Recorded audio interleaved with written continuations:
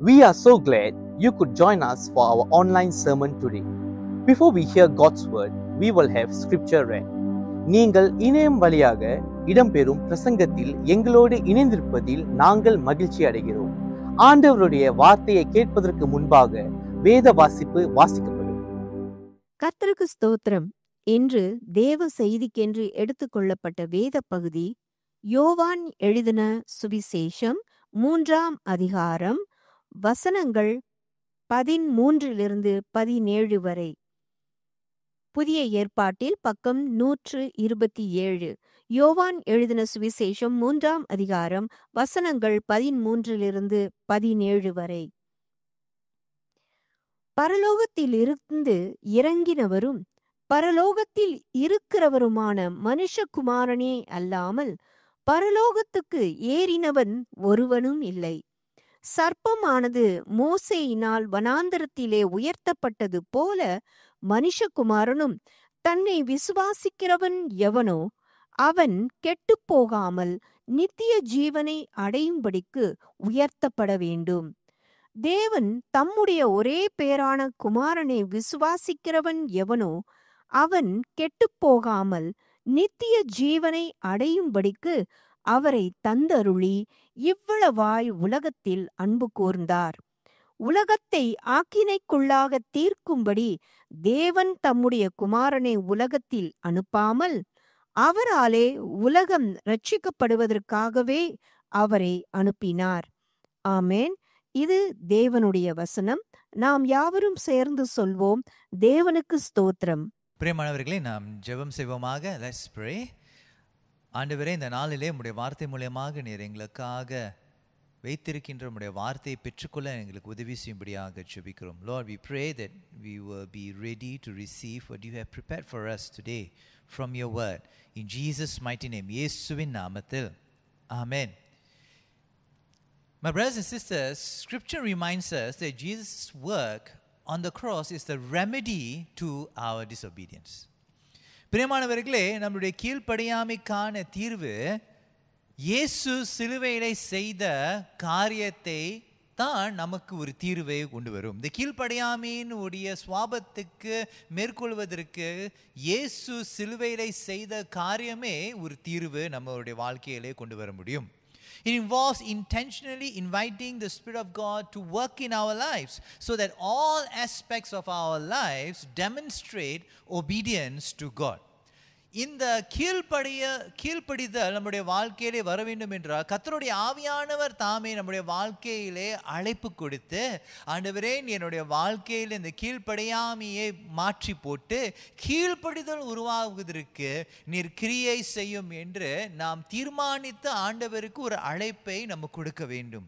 ஒருவேளை இப்படிப்பட்ட ஒரு அழைப்பு கொடுக்க நீங்க வாஞ்சியாக இருப்பீர்களானால் இன்றைக்கு கர்த்தர் தேவனுடைய வார்த்தை மூலமாக நம்மோடு பேச போகிறார். Now if you desire that our lives should be in complete obedience to God, then God wants to speak to us through his word. யோவான் எழுதின சுவிசேஷம் 3ஆம் அதிகாரம் 13வது வசனத்திலிருந்து 17வது வசனம் வரை இயேசு பேசிக்கொண்டிருக்கும் பொழுது பழைய ஏற்பாட்டிலே மோசேயினுடைய சம்பவத்தை குறித்து பேசுகிறதை நம்ம கவனித்து பார்க்கிறோம். ஆண்டவர் மோசே மூலமாக செய்த காரியத்தை என்னாகமம் 21வது அதிகாரம் 4வது வசனத்திலிருந்து 5வது வசனம் வரை அவருடைய ஊழியத்தினுடைய நோக்கத்தை வெளிப்படுத்துவதற்கு மோசேயினுடைய சம்பவத்தை குறித்து பேசுகிறதை நாம் பார்க்கிறோம். என்னாகமம் 21வது அதிகாரம் 4வது வசனத்திலிருந்து 9வது வசனம் வரை தேவனுடைய ஜனங்கள் எகிப்து அடிமைத்தனத்திலிருந்து விடுதலையாக்கப்பட்டு இப்பொழுது சிவந்த சமுத்திரம் வழியாக பிரயாணம் பண்ணுகிறது குறித்த ஒரு சம்பவத்தை குறித்து நம்ம வாசிக்கிறோம்.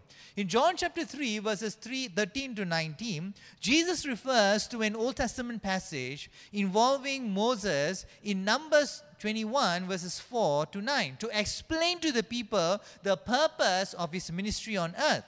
In Numbers 21 4-9, the people of God whom God had delivered from slavery in Egypt were traveling beside the Red Sea. Now as they were traveling, they started to complain that they had no food or drink and they did not like what God had given them to eat. அவர்கள் பிரயாணம் செய்து கொண்டிருக்கும் பொழுது இந்த என்னாகமம் 21வது அதிகாரத்திலே அவர்கள் முறுமுறுக்க ஆரம்பிக்கிறார்கள் என்று வேதம் சொல்கிறது. அவர்களுக்கு குடிப்பதற்கும் புசிப்பதற்கும் எதுவும் இல்லை. அவர்கள் கொடுக்க ஆண்டவர் அவர்களுக்கு புசிக்கும்படியாக கொடுத்த காரியத்திற்கு அவர்களுக்கு விருப்பம் இல்லை. The people accused God and Moses of bringing them to the wilderness to die. வனாந்திரத்திலே கொண்டு வந்து அவர்கள் சாகும்படியாகத்தான் ஆண்டவரும் மோசேயும் தீர்மானித்திருக்கிறார்கள் என்று குற்றம் சாட்ட ஆரம்பித்தார்கள். இதை என்னாகமம் 21வது அதிகாரம் 5வது வசனத்தை கவனித்து பார்க்கலாம். ஜனங்கள் தேவனுக்கும் மோசேக்கும் விரோதமாக பேசி, நாங்கள் வனாந்திரத்திலே சாகும்படி நீங்கள் எங்களை எகிப்து தேசத்திலிருந்து வரப்பண்ணினது என்ன? இங்கே அப்பமும் இல்லை, தண்ணீரும் இல்லை. இந்த அற்பமான உணவு எங்கள் மனதுக்கு வெறுப்பாயிருக்கிறது என்றார்கள். இந்த அற்பமான இந்த உணவானது எங்கள் மனதுக்கு வெறுப்பாயிருக்கிறது என்று அவர்கள் சொல்லிக் கொண்டிருந்தார்கள். அப்படி என்றால் அவர்களுடைய வாஞ்சைக்கு அதிகமாக இடம் கொடுத்தார்கள். ஆண்டவர் அவர்கள் மத்தியில் எதை செய்கிறார் என்று அவர்கள் கவனம் செலுத்தவில்லை. The people were so focused on their desires that they had lost sight of what God was doing. God was leading them to a place where they would find freedom and have the opportunity to live in the fullness of God, which required patience.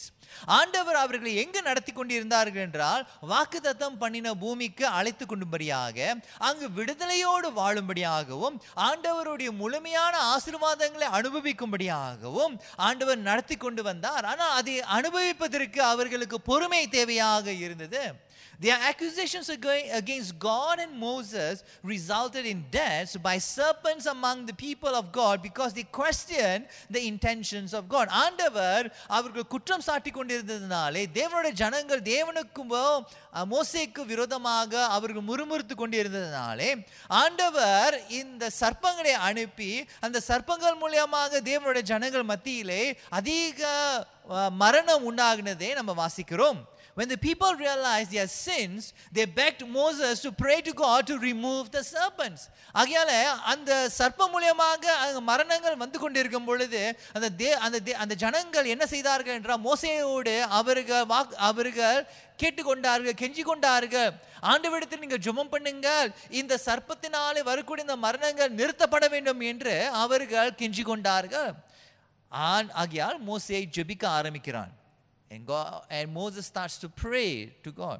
And God instructs Moses to create an image of a serpent and set it on a pole that everyone who sees it will live. ஆகையால் ஆண்டவர் மோசேயின் இடத்தில் என்ன சொல்கிறான் என்றால், அவன் அந்த சர்ப்பத்தை போல ஒரு சொரூபத்தை உருவாக்கி அது ஒரு கொடியின் மீது வைத்து ஜனங்கள் அதை பார்க்கும் பொழுது ஜனங்கள் அந்த பார்த்து அவருடைய பாவத்தை உணர்ந்து அந்த பாவம் செய்தார்கள் என்று ஞாபகமாக அந்த சர்ப்ப சொரூபத்தை பார்க்கும் பொழுது அது ஞாபகப்படுத்தி அவர்கள் மன திரும்புவதற்கென்று உருவாக்கப்பட்ட ஒரு கருவியாக இருந்தது. The image of the serpent served as a visual reminder of their sins.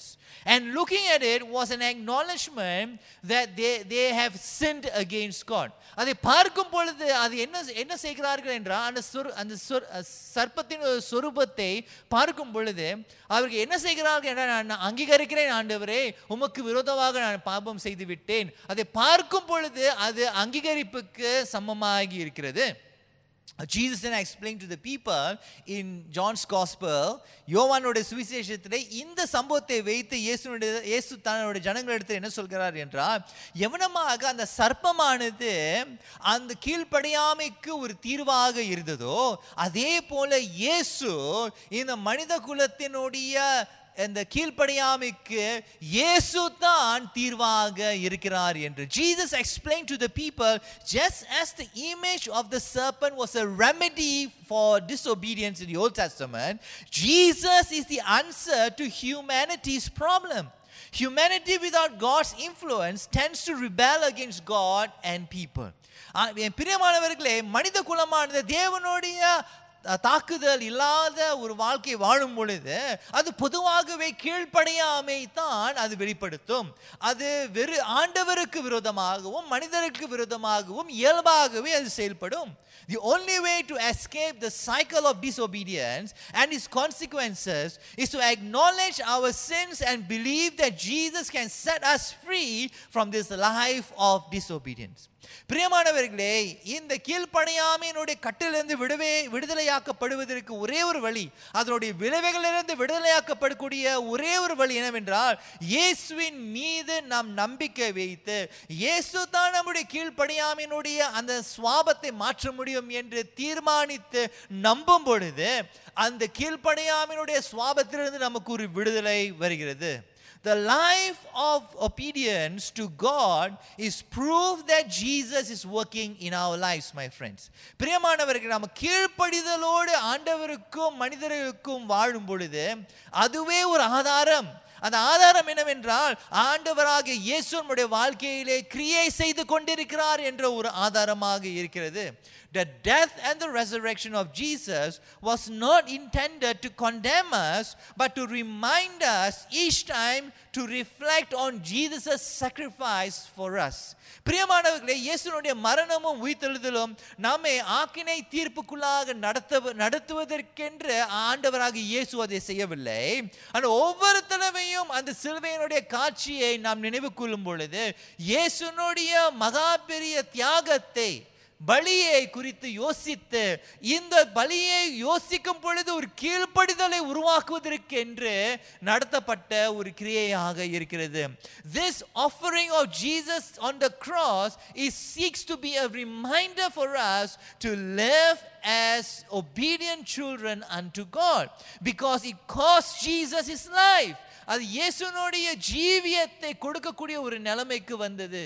ஆகையாலே நாம் கீழ்ப்படிதல் உள்ள ஒரு பிள்ளைகளாக வாழ வேண்டும் என்று அந்த சிலுவையினுடைய காட்சி நமக்கு ஒரு நினைவூட்டுவதாக இருக்கிறது. The cross is a reminder to live as obedient people of God unto God. Philippians chapter 2 verse 6 to 8 reminds us that our freedom from disobedience cost Jesus his life. பிலிப்பியருக்கு நிருபம் 2ஆம் அதிகாரம் 6வது வசனத்திலிருந்து 8வது வசனம் வரை நம்மளுடைய கீழ்ப்படியாமையினுடைய கட்டிலிருந்து விடுதலையாக்கப்படுவதற்கு இயேசு தன்னுடைய ஜீவனை கொடுக்க வேண்டியதாக இருந்தது என்று நமக்கு நினைப்பூட்டுகிறது. அந்த வசனங்களை நம்ம வாசிக்க கேட்போமே.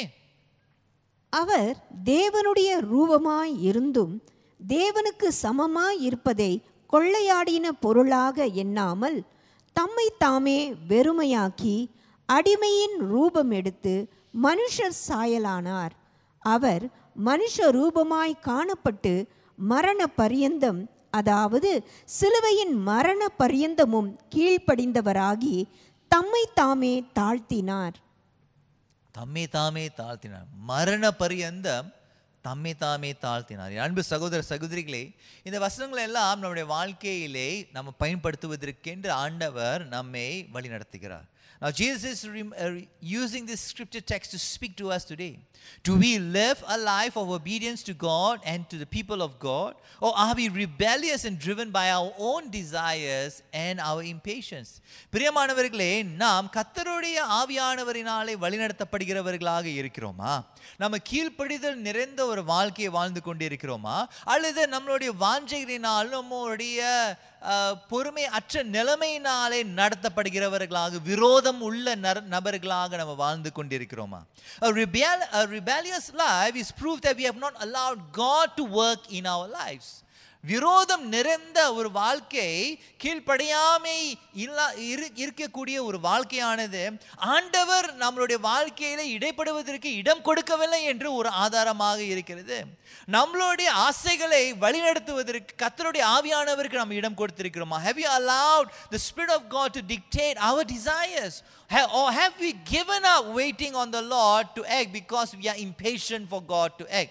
அல்லது ஆண்டவர் செயல்படுத்துவதற்கு பொறுமை இல்லாதவர்களாக நாம் ஆண்டவருடைய சமூகத்திலே காத்திராதபடிக்கு இப்படிப்பட்ட ஒரு நிலைமையில் நாம் இருக்கிறோமா?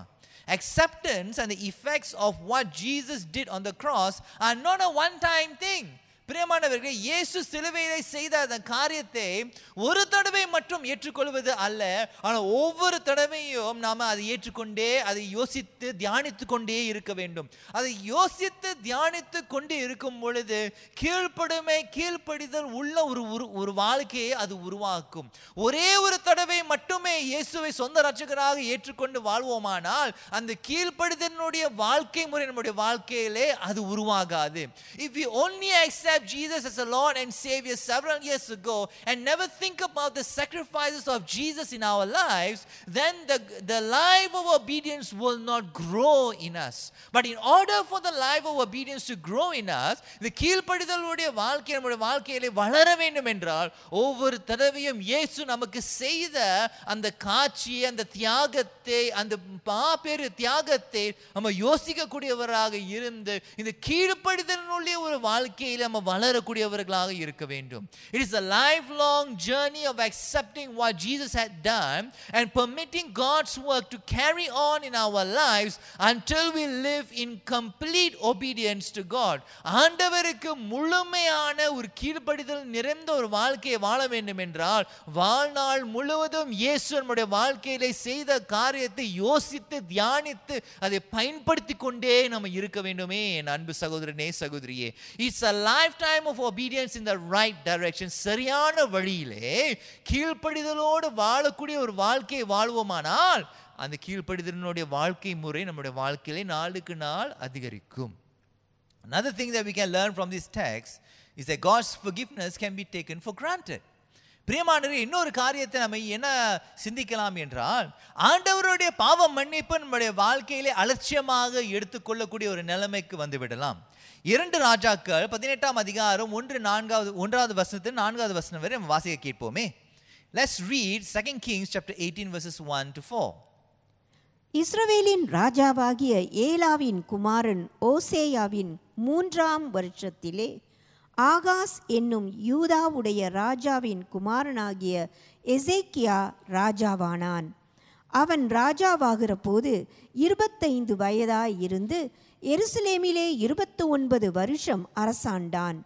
சகரியாவின் குமாரத்தியாகிய அவன் தாயின் பேர் ஆபி.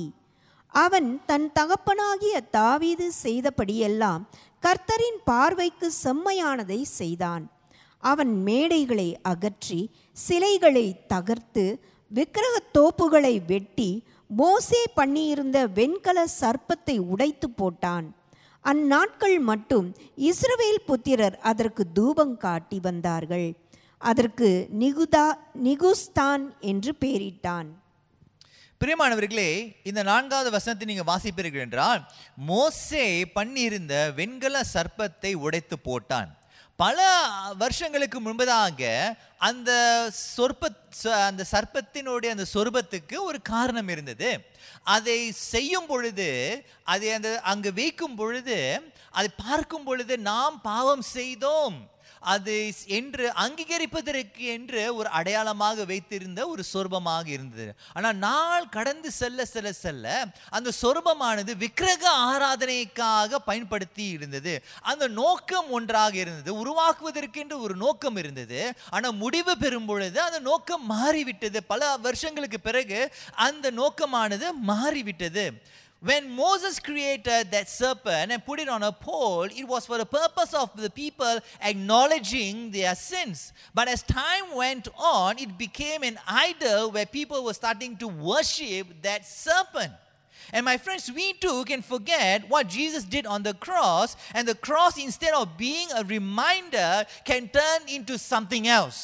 பிரியமானவர்களே, இயேசு நமக்கு செய்த தியாகத்தை, சிலுவையிலே செய்த தியாகத்தை, அந்த சிலுவையை நமக்கு ஒரு அடையாளமாகவும் ஒரு நினைப்பூட்டுதலாகவும் இருக்கலாம். ஆனால் பல வருஷங்களுக்கு பிறகு அந்த நினைப்பூட்டுதல் மற்ற காரியத்தை நமக்கு நினைப்பூட்டலாம், தவறான காரியத்தை நமக்கு நினைப்பூட்டலாம். இயேசு செய்த அந்த சிலுவையை அலட்சியமாக கூட நம்ம எடுத்து செல்லலாம். So it's very important, my friends, that we do not forget what Jesus did on the cross, and we do not take the forgiveness of God in our lives lightly. இயேசுனுடைய பாவ மன்னிப்பு நம்முடைய வாழ்க்கையிலே அலட்சியமாக எடுத்துக்கொள்ள கூடாது என்று நம்ம ஞாபகம் வைத்துக் கொள்ள வேண்டும். The cross is a reminder that the death of Jesus is a remedy for my disobedience. இயேசுனுடைய சிலுவை ஆனது அது நமக்கு ஒரு ஞாபகமாக இருக்கிறது. நம்முடைய கீழ்ப்படியாமைக்கான ஒரு தீர்வு இந்த சிலுவை மூலமாக வருகிறது. இந்த சிலுவையை குறித்து யோசிக்கும் பொழுது, இயேசு சிலுவை அண்டை தம்மை தாமே தாழ்த்தி அவர் மரித்தார் என்று யோசிக்கும் பொழுது, சிலுவை பரியந்தம் அவர் நமக்கு மரண பரியந்தம் நமக்கு அவர் மரித்தார், அவர் கீழ்ப்படிந்தார் என்று வேதம் சொல்லும் பொழுது, பிரியமானவர்களே, நீங்களும் நானும் கூட கீழ்ப்படிதல் உள்ளவர்களாக இருக்க வேண்டுமே தவிர இந்த பாவம் மன்னிப்பும் இந்த சிலுவையும் அலட்சியப்படுத்தக்கூடாது. இந்த கீழ்ப்படிதலுடைய வாழ்க்கை நம்முடைய வாழ்க்கை முறையாக மாற வேண்டும் என்றால் இயேசு செய்த காரியத்தை யோசித்து சிந்தித்து அதை நாமே இயேசு எவனமாக சிலுவை பரியந்தம் அவர் கீழ்ப்படிந்தார் என்று வேதம் சொல்கிறதோ அதே போல பிரியமானவர்களே, கீழ்ப்படிதல் உள்ள ஒரு வாழ்க்கையை வாழும்படியாக இயேசு நம்மை அழைக்கிறார். Believing only in Jesus and what he did on the cross will free us from our disobedient lifestyle. இயேசு செய்த காரியத்தை, சிலுவையிலே செய்த காரியத்தை விசுவாசித்து, ஆண்டவரே இந்த கீழ்ப்படியாமையினுடைய வாழ்க்கையில் இருக்க என நான் வாஞ்சிக்கவில்லை ஆண்டவரே, கீழ்ப்படிதல் உள்ள ஒருத்தியாக நான் வாழ விரும்புகிறேன் என்று சொல்வீர்களானால் என்னோடு நீங்கள் ஜெபம் செய்யுங்கள். If you are saying that, would you pray with me? கண்மலை மீட்புமாய் இருக்கின்ற கர்த்தாவே, இந்த நாளிலே நீர் எங்களோடு பேசும்படியாக ஜெபிக்கிறோம். நீ பேசியதற்காக நன்றி. தொடர்ந்து இந்த வசனங்கள் மூலமாக எங்கள் வாழ்க்கையிலே கிரியை செய்து கீழ்ப்படிதல் உள்ள ஒரு வாழ்க்கையை உருவாக்க எங்களை நாம் உம்முடைய சமூகத்தில் அர்ப்பணம் செய்கிறோம். We pray that our life will become a life of obedience to you, O God, as we receive the message of the cross, as we reflect on the message of the cross. In Jesus' mighty name we pray. Yesu Christuவின் நாமத்திலே. Amen. We hope you have been blessed by the word of God today. If you have any questions after hearing the sermon today, or you need someone to talk to, please contact our church office. We would like you to know that you are not alone and that we as a church are willing to journey with you. We hope to be a safe space where you can grow in Christ as a person. We hope you have a great week. God bless you. நீங்கள் கர்த்தருக்குள் ஒரு நபராக வளர்ச்சி அடைவதற்கு உங்களது பாதுகாப்பான இடமாக நாங்கள் இருக்க விரும்புகிறோம். இந்த வாரம் உங்களுக்கு சிறந்த வாரமாக அமையட்டும். ஆண்டவர் உங்களை ஆசீர்வதிப்பாராக.